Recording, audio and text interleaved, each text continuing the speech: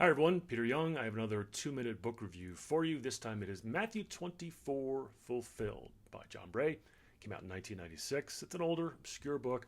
Sat on my bookshelf for a number of years till I finally read it earlier this year.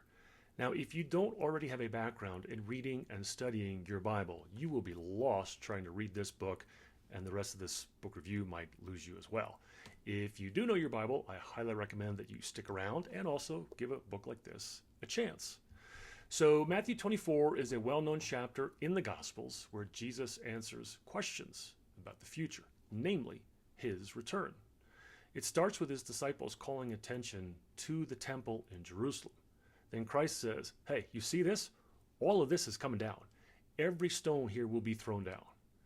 You want to talk about throwing down. So of course his disciples are curious and they ask him, when is this going to happen? And Christ spends the rest of the chapter laying it out for them. You probably know some of the famous lines about rumors of war, or the abomination that causes desolation, or not one stone of the temple will be left on top of another. Now, the author of this book claims that Christ fulfilled all of the prophecies in Matthew chapter 24 within the first century, or within that generation, before everyone in that generation listening to Christ passed away.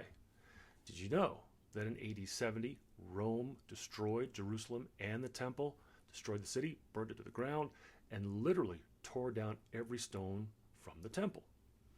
Now that's just one bit of evidence the author points to back his claim. He actually goes through Matthew 24 verse by verse. Again, it's very deep. It's kind of a slog to get through, but I found it fascinating.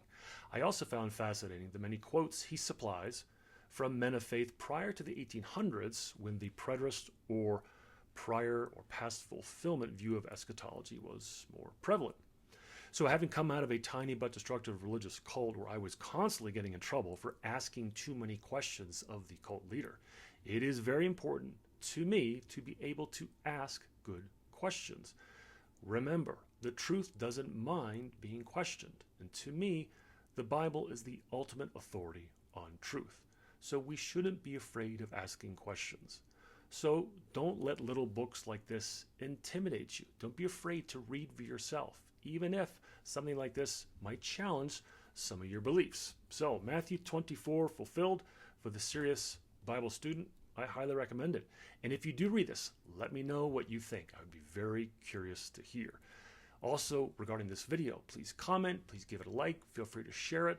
You can also go to my YouTube channel. I've got over 100 videos that you can watch. And as always, until next time, keep reading.